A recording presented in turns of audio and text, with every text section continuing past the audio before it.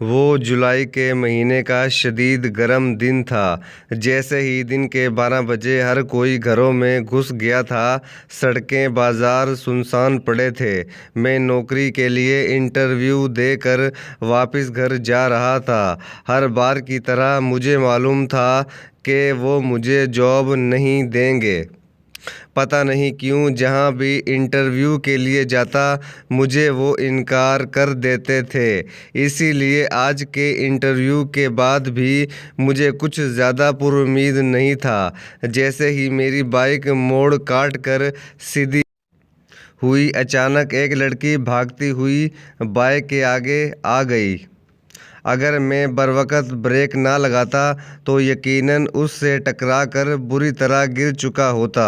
بھائی مجھے بچاؤ، یہ لوگ مجھے مار دیں گے، مجھے ان ظالموں سے بچا لو، یہ میری عزت لوٹنا چاہتے ہیں۔ وہ لڑکی میری بائک کا ہینڈل پکڑ کر التجا کر رہی تھی۔ اس سے پہلے کہ میں لڑکی کی بات ٹھیک سے سمجھتا، 3 ہٹے کٹے لڑکے جو شکل سے ہی لٹیرے لگتے تھے میرے سر پر پہنچ گئے۔ ایک نے لڑکی کو بازو سے پکڑ کر کھینچنا شروع کر دیا اور باقی 2 مجھے گھورتے ہوئے بولے کہ جان پیاری ہے تو ہمارے راستے سے ہٹ جاؤ، یہ ہمارا مال ہے، تم بیچ میں مت آنا۔ لڑکی مسلسل میری منتیں کر رہی تھی کہ میری ان غنڈوں سے عزت بچاؤ۔ میں نے بائک زمین پر ڈال دی اور فوراً ایک لڑکے پر مکوں کی بارش کر دی، پھر اس کو چھوڑا اور دوسرے کے پیٹ میں لات جوڑ کر ماری۔ تیسرے آدمی نے لڑکی کا بازو چھوڑا اور پیچھے سے آ کر میری گردن میں بازو کس کر مجھے زمین پر گرا دیا۔ تب تک اس کے دوسرے ساتھی بھی سنبھل چکے تھے۔ پھر تینوں نے مل کر میری جو پٹائی لگائی وہ بیان سے باہر ہے۔ شور سن کر ایک طرف سے کچھ راہگیر آ پہنچے۔ لوگوں کو جمع ہوتا دیکھ کر وہ تینوں گنڈے بھاگ نکلے۔ میں نے اٹھ کر کپڑے جھاڑے اور بائک زمین سے اٹھائی تو وہ لڑکی میرے پاس آ کر میرا شکریہ ادا کرنے لگی۔ میں نے پہلی بار اس کو غور سے دیکھا۔ وہ بمشکل 20-22 سال کی خوبصورت لڑکی تھی۔ اگرچہ لباس اس نے معمولی سا پہنا ہوا تھا۔ میرے پوچھنے پر اس نے بتایا کہ وہ مانگنے والی ہے، باپ بہت عرصہ پہلے مر گیا تھا، ماں بیمار ہو کر بستر پر لگ گئی تو وہ نہ چاہتے ہوئے بھی لوگوں کے گھروں میں جا کر مانگنے پر مجبور ہو گئی۔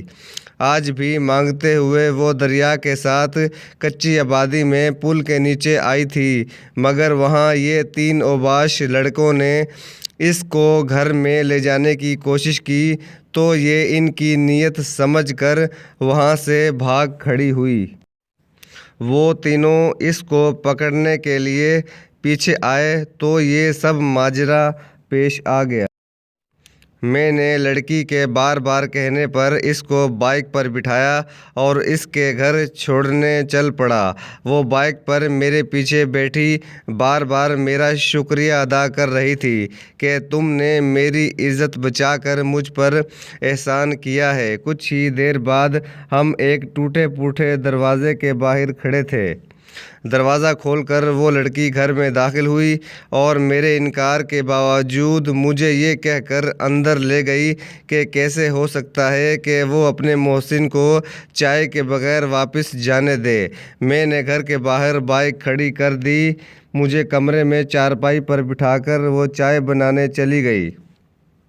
میں نے گھر کا جائزہ لینا شروع کر دیا۔ گھر میں کوئی نہیں تھا، حالانکہ اس کی بیمار ماں کو گھر میں موجود ہونا چاہیے تھا۔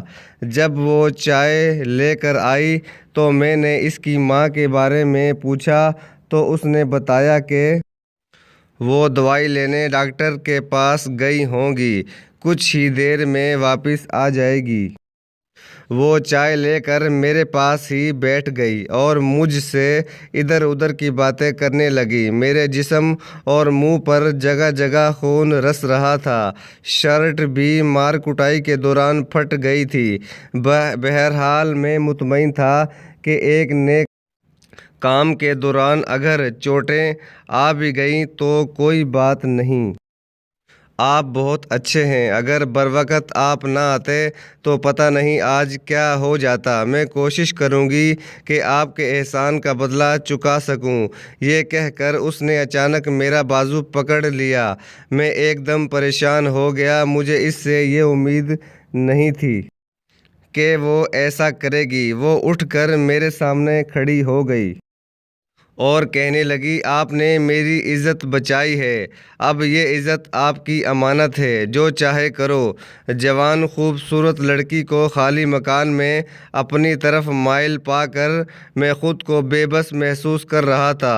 وہ لڑکی کچھ زیادہ ہی جذباتی ثابت ہوئی تھی اور میں بھی پگھلتا جا رہا تھا کہ اچانک کمرے کا دروازہ کھلنے کی آواز آئی اور ساتھ ہی 3 مرد اندر داخل ہو گئے۔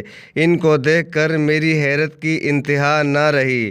یہ وہی 3 آدمی تھے جن سے لڑائی کر کے میں لڑکی کو چھڑوا کر لایا تھا۔ میں نے لڑکی کی طرف دیکھا۔ وہ اطمینان سے ایک طرف کھڑی مسکرا رہی تھی۔ میں فوراً سمجھ گیا کہ میں بری طرح ان لوگوں میں پھنس گیا ہوں۔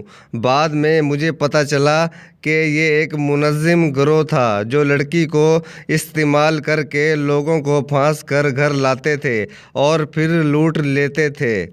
سب سے پہلے انہوں نے مجھ سے نقدی گھڑی اور موبائل چھینا، بعد میں مجھ پر تشدد کیا اور مجھے چارپائی پر رسیوں سے باندھ کر جاتے ہوئے میری موٹر بائیک بھی لے گئے۔ میرے شور مچانے پر کچھ دیر بعد محلے کے چند لوگوں نے آ کر مجھے کھولا اور ساری بات سننے کے بعد مجھے بتایا کہ یہ مکان تو کافی عرصے سے خالی پڑا ہوا ہے، اس کا مالک ملک سے باہر ہے۔